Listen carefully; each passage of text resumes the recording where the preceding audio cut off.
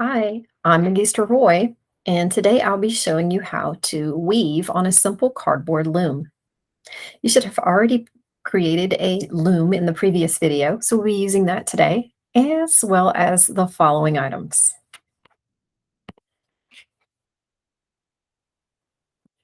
So first we have our trusty scissors here. We'll also need some tape. I recommend this masking tape.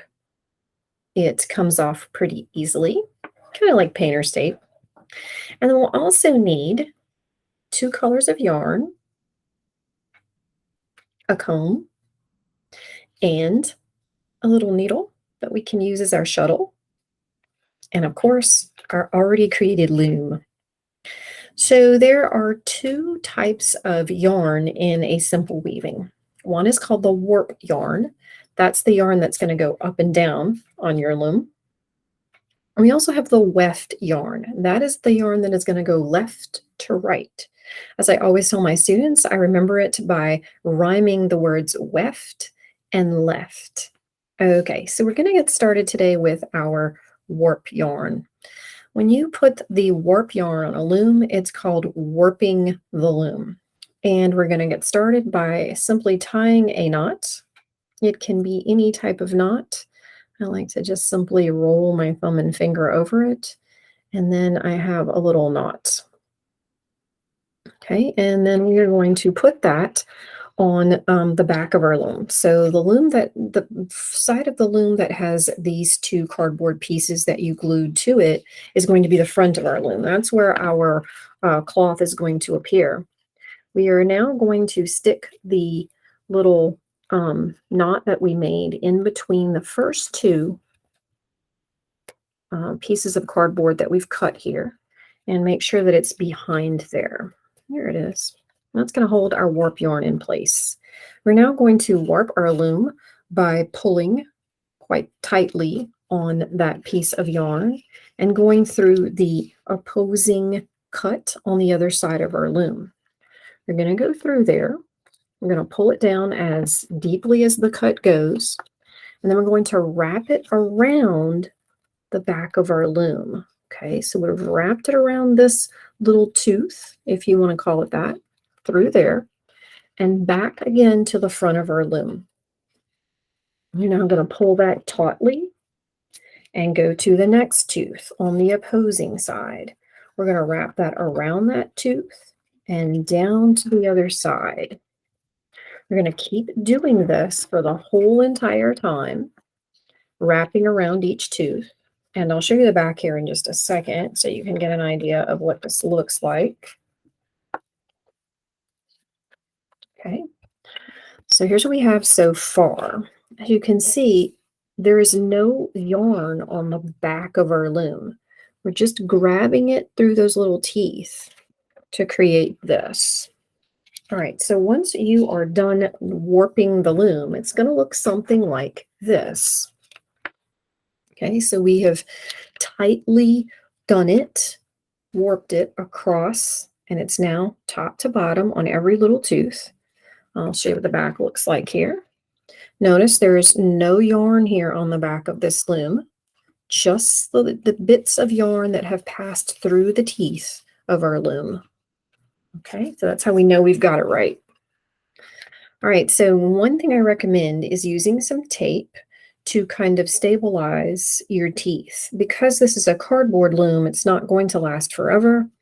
And sometimes what happens as you're weaving is the teeth kind of give out, and that causes the warp yarn to kind of get loose. So we don't want that to happen. I'm going to use some tape here to make sure that it doesn't. I'm just going to pull it across the top of my loom, and I'm going to go ahead and tape it off, just like you see here. Okay, and the masking tape is really easy to tear with our hands, so I'm just going to wrap it around the back of our loom. Now we have this. I'm going to do the same thing on this side to stabilize the top. Again, just pulling out a little bit of masking tape and putting that on across. Okay, I'm going to wrap it around and just pull it here. You might even want to pull tape here and here, but in the interest of time, I'm just going to go with it as it is. All right, so now we actually get to start weaving. So we're going to need our needle, which is going to serve as our shuttle to put our weft yarn back and forth on the loom. I like to use a different color yarn for my weft, just so that you can see the difference between the warp and the weft. So I'm going to go ahead and pull out about 2 feet or 1.5 feet of yarn. I'm going to cut it off. And then I'm going to tie one end to my needle and I'm going to tie the other end to the warp. So we'll start by tying it off with the needle. And to do this, I'm just going to thread it through.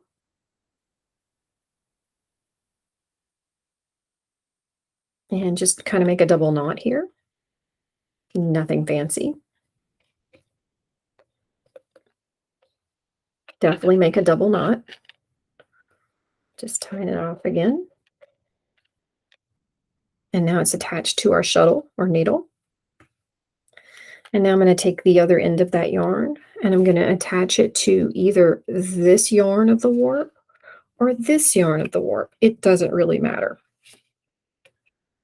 Now also notice that I am tying it right below the piece of cardboard, the cardboard strip here, which you'll see the purpose of in just a moment.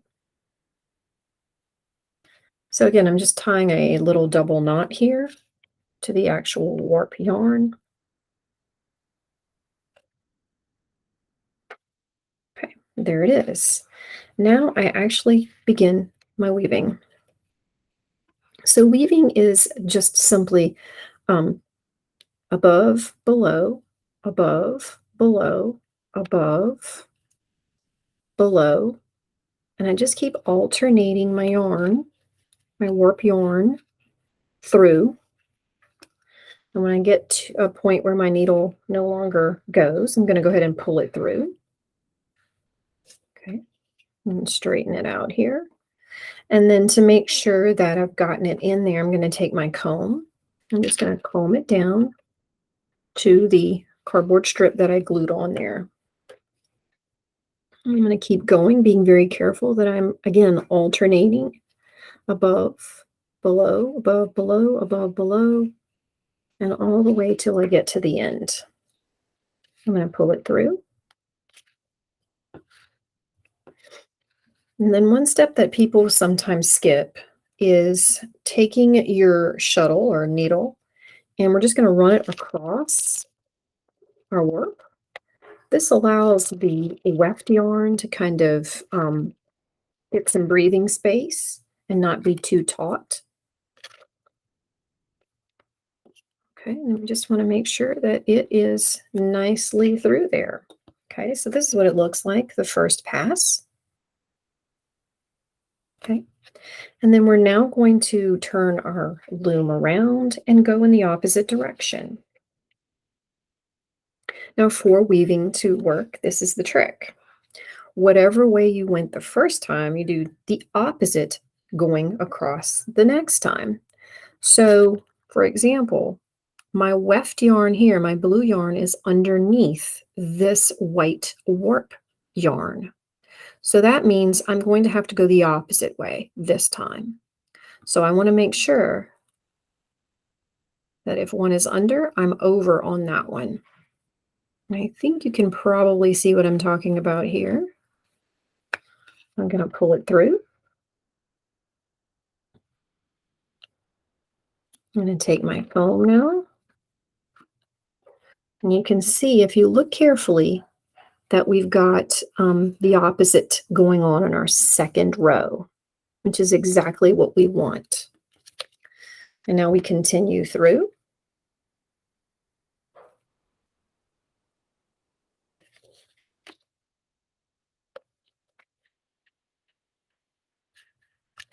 Again, we want to run our shuttle over our warp yarn just to give our weft yarn some breathing space. And we want to comb down. And now you can see we've got our first real pass through there on both both sides. Now we're going to keep going. Once again, just to review here, I've got this yarn on top of my warp yarn. So now I want to go under that one. Over, under, over, under, over, under, over, under. In other words, the opposite of what I did the previous time.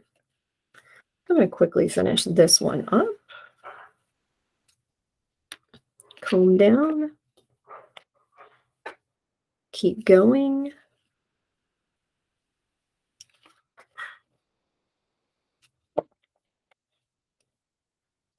Do a little drag.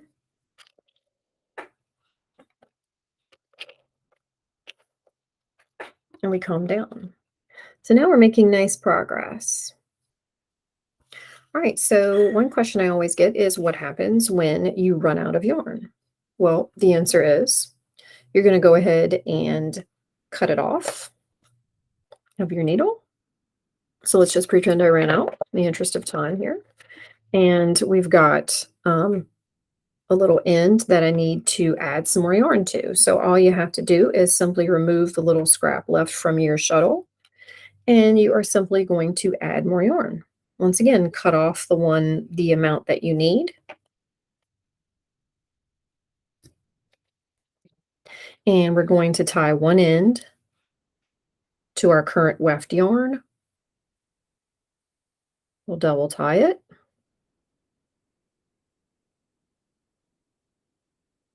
There you go.